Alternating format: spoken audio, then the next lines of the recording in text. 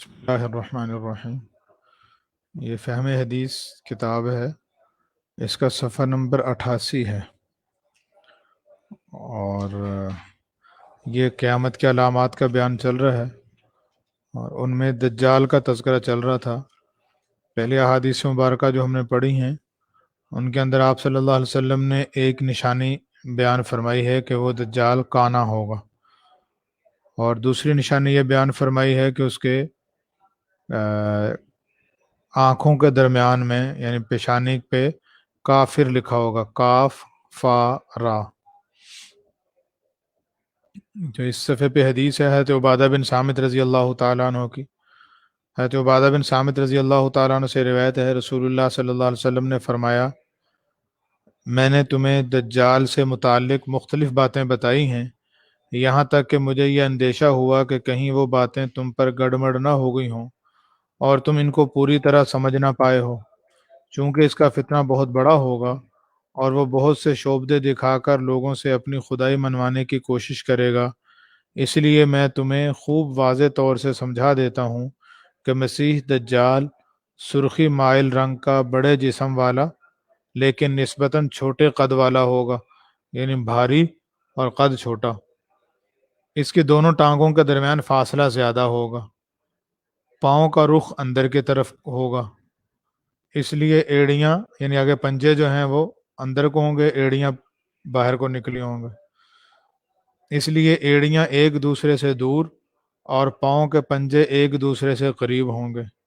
اس کے بال گھنگریالے ہوں گے، اس کی دونوں ہی آنکھیں عیبدار ہوں گی، ایک آنکھ یعنی دائیں اسپاٹ ہوگی، نہ ابری ہوئی ہوگی اور نہ ہی اندر کو دھنسی ہوئی ہوگی، اس میں بھی ناخونہ ہوگا یعنی عیب ہوگا، جس کی وجہ سے اس آنکھ کی بینائی بھی کمزور ہوگی، جبکہ دوسری یعنی بائیں آنکھ سے وہ کانا ہوگا اور وہ انگور کے دانے کی طرح ابری ہوئی ہوگی۔ اس کے روب اور دبدبہ اور شعبدہ بازیوں کو دیکھ کر اگر تم کو اشتباہ ہو جائے، یعنی اتنی ساری علامتیں بیان کر دی ہیں لیکن ان علامتوں میں سے کوئی بھی ذہن میں نہ آئے، تو کم از کم اتنی بات تو یاد رکھنا کہ تمہارا حقیقی رب کانا نہیں ہے۔ یہ تو نظر آئے گا نا کہ اس کی آنکھیں خراب ہیں، تو کم از کم یہ بڑی نشانی ہے، یہی یاد رکھ لینا۔ حضرت حذیفہ رضی اللہ تعالیٰ عنہ سے روایت ہے، نبی صلی اللہ علیہ وسلم نے فرمایا،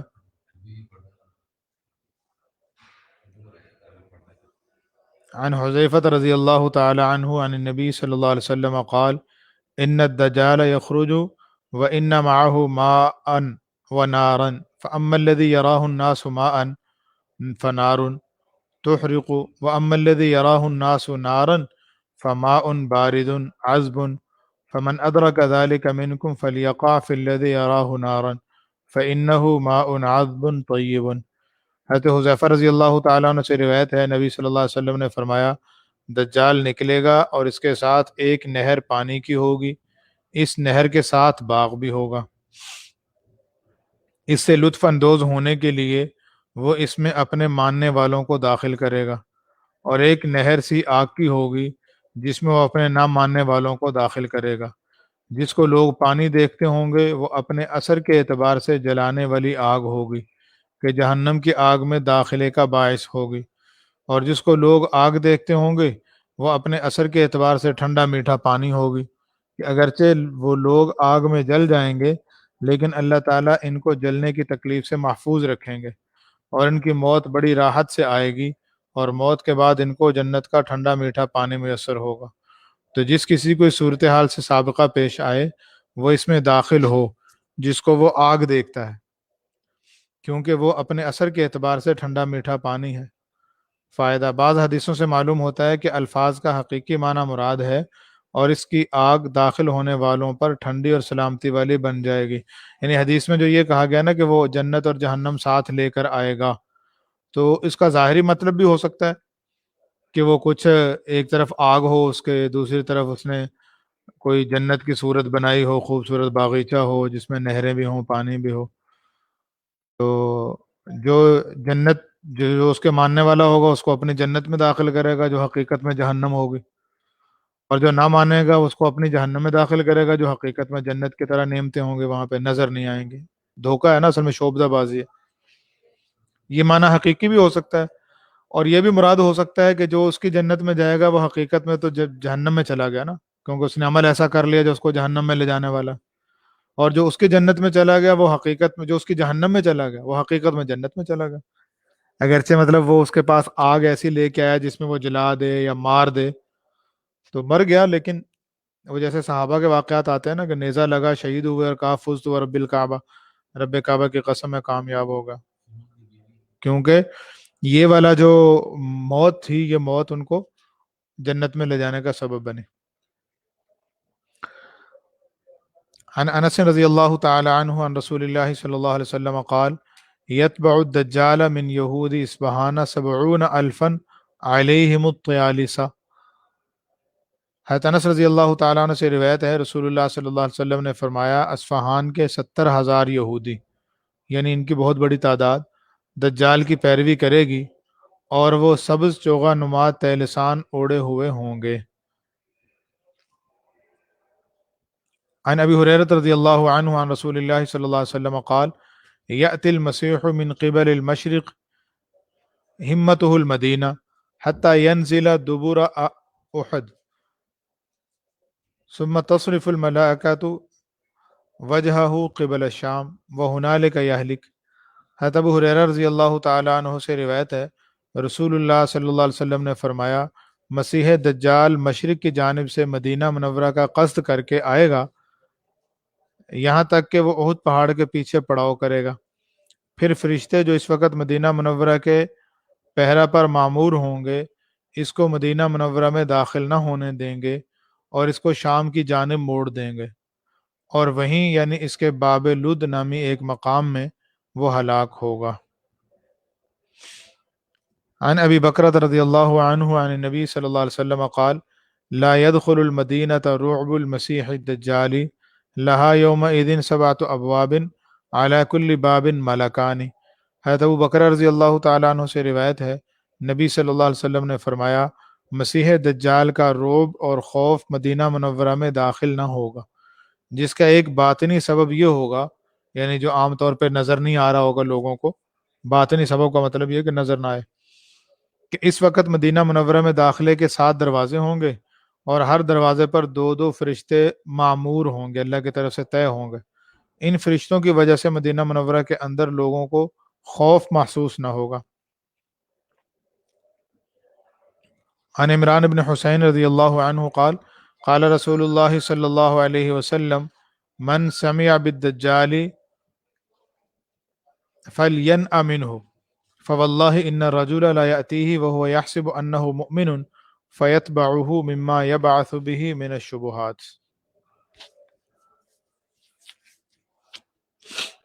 حضرت عمران بن حسین رضی اللہ تعالیٰ عنہ کہتے ہیں رسول اللہ صلی اللہ علیہ وسلم نے فرمایا جو کوئی دجال کا نکلنا سنے تو وہ دجال سے دور ہی رہے، یعنی اس سے بچ سکتا ہے تو علیحدہ رہے، دور رہے، کیونکہ وہ بہت بڑا فتنہ ہوگا اور اچھے بھلے لوگوں کا اس کے فتنہ میں مبتلا ہونے کا قوی اندیشہ ہوگا۔ یعنی اپنے آپ کو جو بڑے سمجھدار سمجھ رہے ہوں گے، وہ بھی، ان کا بھی خطرہ ہوگا کہ وہ مبتلا نہ ہو جائے۔ اللہ کی قسم، آدمی جو اپنے مومن ہونے پر یقین رکھتا ہوگا، یعنی جس کا اچھا بھلا ایمان ہوگا، وہ اپنے ایمان پر مطمئن ہو کر دجال سے بات کرنے اور تحقیق کرنے کے لیے اس کے پاس جائے گا۔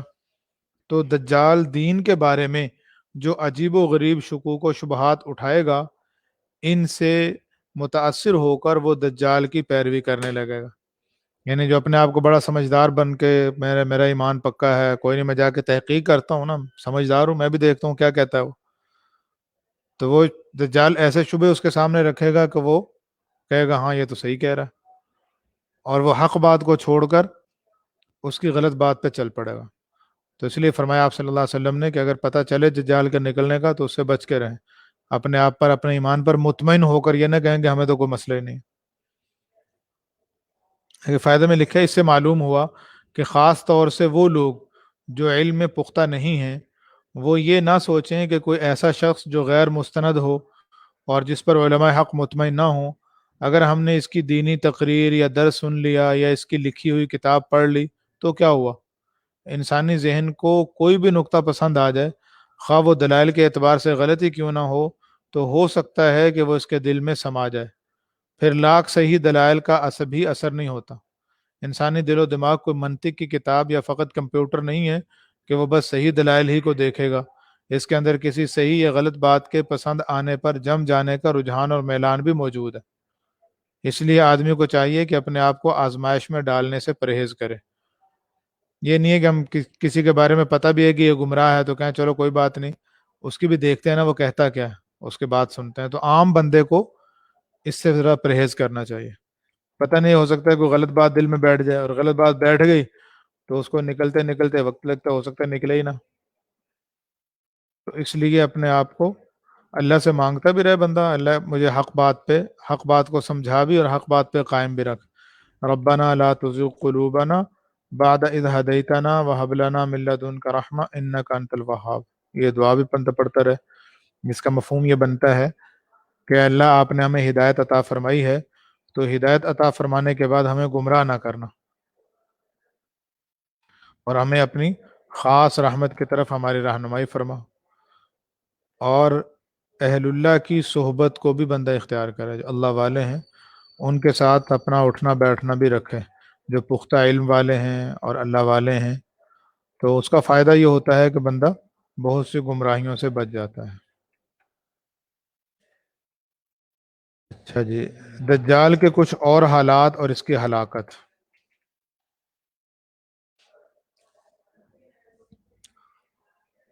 حضرت نواس بن سمعان رضی اللہ تعالیٰ عنہ سے روایت ہے، اور روایت کرتے ہیں کہ ایک دن صبح رسول اللہ صلی اللہ علیہ وسلم اتنی اہمیت اور اہتمام سے دجال کا تذکرہ فرمایا، آپ نے ایک دن صبح کو اتنی اہمیت اور اہتمام سے دجال کا تذکرہ فرمایا کہ دہشت کے مارے ہم کو یوں معلوم ہونے لگا گویا وہ یہیں کسی باغ میں موجود ہے۔ جب ہم شام کو آپ کی خدمت میں حاضر ہوئے تو آپ نے ہمارے اس خوف اور دہشت کو محسوس کر لیا اور پوچھا تمہیں کیا ہوا، تم ایسے دہشت زدہ کیوں نظر آتے ہو؟ ہم نے عرض کیا یا رسول اللہ، آپ نے صبح دجال کا ذکر اتنی اہمیت کے ساتھ فرمایا کہ ہم کو یوں معلوم ہونے لگا گویا وہ یہیں کسی باغ میں ہے۔ آپ نے فرمایا مجھے تم پر دجال سے بڑھ کر دوسری باتوں کا، یعنی دوسرے فتنوں کا زیادہ اندیشہ ہے، کیونکہ ان کے بارے میں تم لاپرواہی کر کے اور ان کو ہلکا سمجھ کر اپنے دین کا زیادہ نقصان کر سکتے ہو، جبکہ دجال کا کیا ہے، اس کا جھوٹا ہونا تو بالکل واضح ہوگا۔ اگر وہ میری موجودگی میں نکلا تو تمہارے بجائے میں خود اسے نمٹ لوں گا، ورنہ تو ہر شخص خود اس کا مقابلہ کرے، یعنی اس کو جھوٹا سمجھے اور اس سے بچے، اور میں نے تم سب کو خدا کے سپرد کیا۔ دیکھو وہ جوان ہوگا، اس کے بال سخت گھنگریالے اور اس کی آنکھ انگور کی طرح باہر کو ابری ہوئی ہوگی، میں اس کو عبد العزیٰ بن قطن کے زیادہ مشابہ پاتا ہوں۔ یہ ایک شخص تھا جس کو اس وقت صحابہ جانتے بھی تھے. تو تم میں جو شخص بھی اس کا زمانہ پائے اس کو چاہیے کہ وہ سورہ کہف کی ابتدائی 10 آیتیں پڑھ لے. وہ شام اور عراق کے درمیانی رستہ سے ظاہر ہوگا اور اپنے دائیں اور بائیں ہر سمت بڑا فساد مچائے گا. تو اے اللہ کے بندو، دیکھو اس وقت ثابت قدم رہنا. ہم نے پوچھا یا رسول اللہ وہ کتنے عرصہ تک زمین پر رہے گا؟ آپ نے فرمایا 40 دن، لیکن پہلا دن 1 سال کے برابر ہوگا، اور پھر دوسرا 1 ماہ کے برابر، تیسرا 1 ہفتہ کے برابر ہوگا، اس کے بعد باقی دن تمہارے عام دنوں کے برابر ہوں گے. ہم نے پوچھا جو دن 1 سال کے برابر ہوگا کیا اس دن میں ہم کو ایک ہی دن کی نمازیں ادا کرنا ہوں گے؟ کمال ہے صحابہ کرام رضی اللہ عنہ اجمعین کا. یعنی فتنے کا تذکرہ ہے اور اتنا سخت فتنہ چل رہا ہے، گھبراہٹ طاری بھی ہے، لیکن اس موقع پر اگر انہوں نے سوال کیا تو سوال نماز کا ہی کیا کہ اللہ کے رسول نماز کا کیا کریں گے؟ ایک دن کی نماز پڑھیں گے؟ سال کا دن ہے. تو آپ نے فرمایا نہیں، بلکہ تمام دنوں کے برابر نمازوں کا اندازہ کر کے نمازیں ادا کرتے رہنا، کیونکہ غالباً اس دن کی طوالت دجال کی محض شعبدہ بازی ہوگی، ورنہ سورج فی الواقع اپنے وقت پر طلوع اور غروب ہوتا رہے گا. ہم نے پوچھا وہ کس رفتار سے زمین میں گھومے گا؟ فرمایا اس تیز رفتار بادل کی طرح جس کو پیچھے سے ہوا اڑائے لا رہی ہو.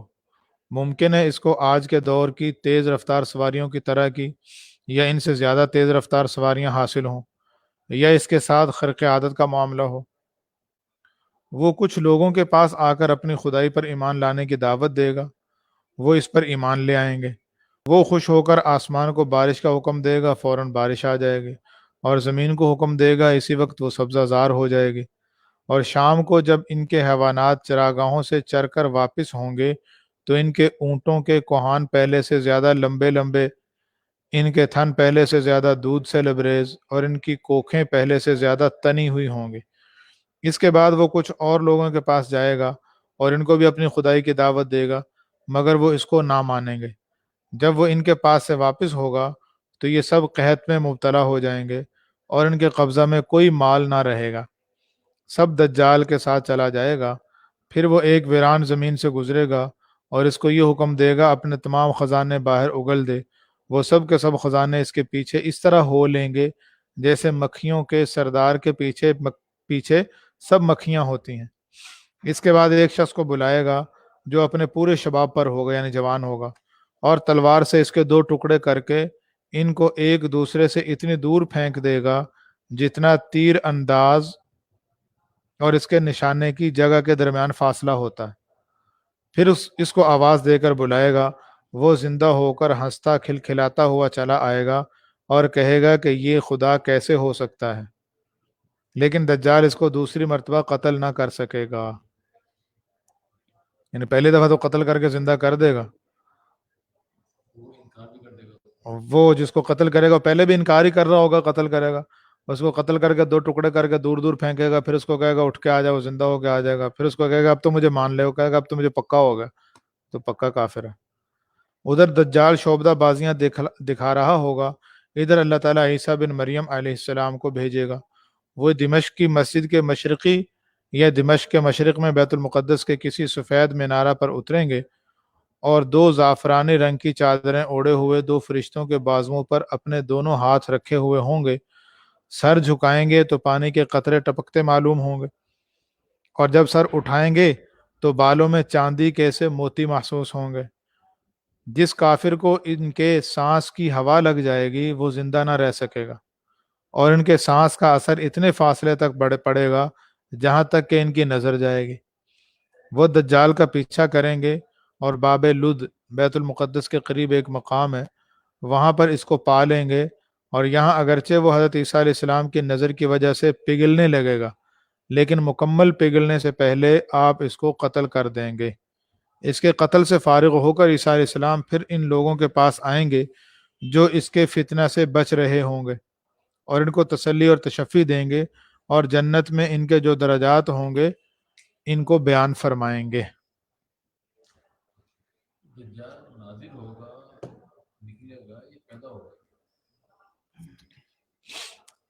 دجال ظاہر ہوگا. اب اس کا تذکرہ آگے آ رہا ہے روایت میں نا، صلی اللہ علیہ وسلم۔ ہاں یعنی اصل میں یہ بتا دینا کہ دجال تو ابھی دور ہے، گویا کہ یہ بتایا تھا، اور ابھی دیگر فتنے جو ہیں آپ صلی اللہ علیہ وسلم کے وصال کے بعد، حضرت عمر رضی اللہ تعالیٰ کے زمانے کے بعد، حضرت حضور کے وصال کے بعد جو فتنہ ارتداد ہو گیا، وہ مسلمہ کذاب نے نبوت کا دعویٰ کر دیا، اسود عنسی نے نبوت کا دعویٰ کر دیا، یہ فتنے تھے۔ اور اسی طرح حضرت عمر رضی اللہ عنہ کے بعد پھر حضرت عثمان کے زمانے میں جو فتنے بغاوت کا چلا سلسلہ، تو ان فتنوں کی طرف اشارہ تھا، یعنی جو قریب کے فتنے ہیں جو آپ لوگوں کی زندگی میں ظاہر ہوں گے، صحابہ کی زندگی میں ظاہر ہو گئے۔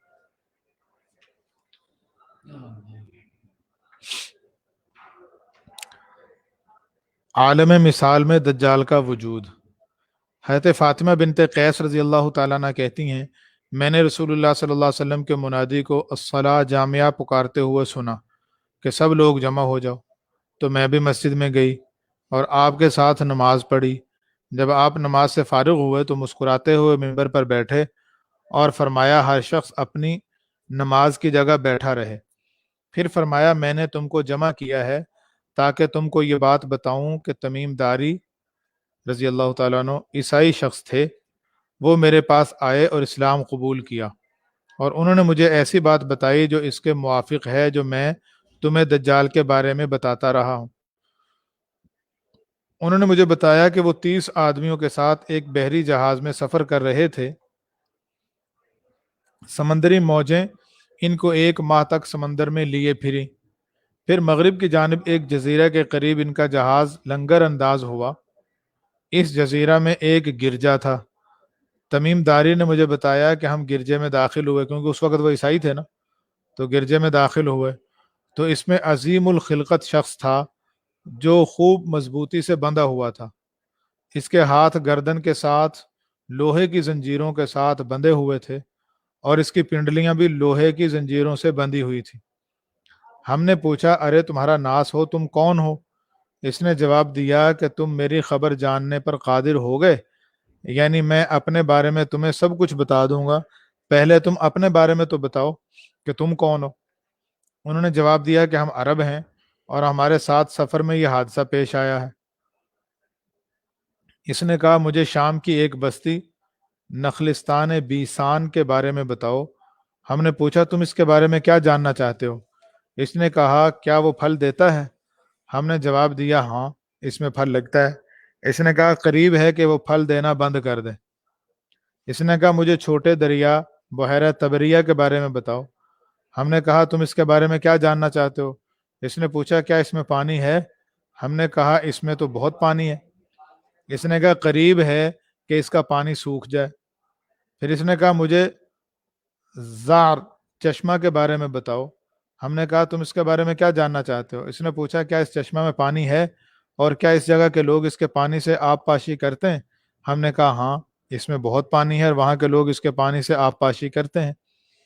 پھر اس نے پوچھا مجھے امیوں کے نبی کے بارے میں بتاؤ، ان کا کیا بنا؟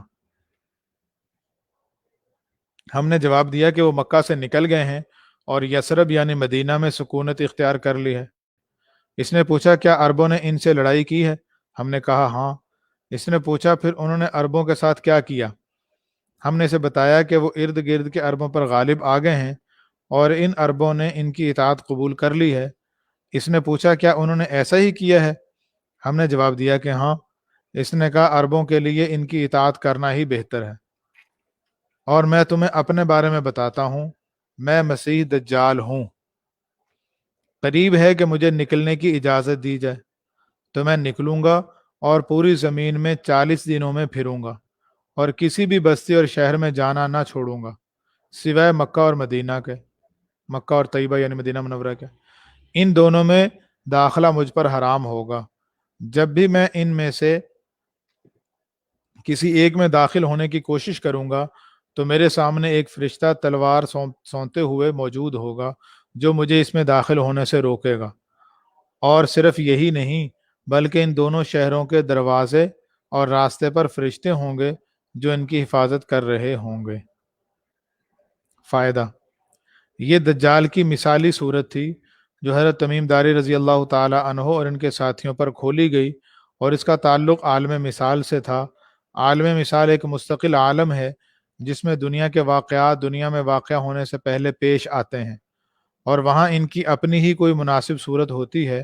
یہ محض خیالی عالم نہیں بلکہ حقیقی عالم ہے، لیکن ہمارے حواس سے ورا ہے۔ جو کبھی اللہ تعالیٰ کی حکمت کا تقاضا ہوتا ہے تو کسی کے حواس پر کھول دیا جاتا ہے۔ جن زنجیروں اور بیڑیوں میں وہ بندھا ہوا تھا، ان سے مراد ہے کہ خود رسول اللہ صلی اللہ علیہ وسلم کا دنیا میں وجود اور دیگر بہت سے حوادث ہیں جو دجال کے ظہور سے پہلے پیش آنے ہیں، وہ اس کے نکلنے میں رکاوٹ ہیں۔ جب یہ سب ہو چکیں گے تو اس کے خروج کی تمام رکاوٹیں دور ہو جائیں گی اور وہ اپنے وقت پر ظاہر ہو جائے گا۔ تو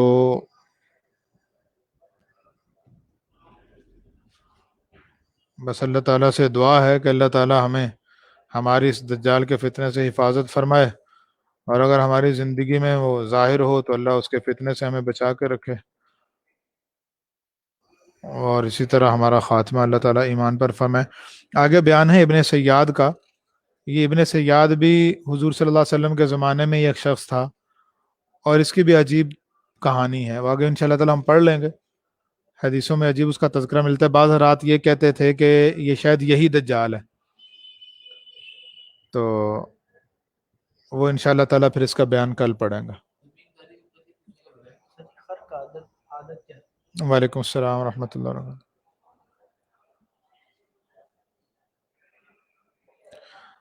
ممکن ہے یہ بھی، مطلب اگر ایسا بھی ہو سکتا ہے نا کہ اس کو سواری مل جائے، کوئی ہیلی کاپٹر، کوئی راکٹ، کوئی جہاز اس کے پاس ہو، اور یہ بھی ہو سکتا ہے کہ ویسے عادت کے خرق عادت جسے کہتے ہیں نا، عادت کے خلاف، یعنی وہ خود ہی اتنا تیز رفتاری سے چلے کہ وہ خود پیدل ہی ساری جگہ پہ جا سکے یا اڑ کے جا سکے بغیر کسی سواری کے۔ دونوں ہو سکتی ہیں صورتیں۔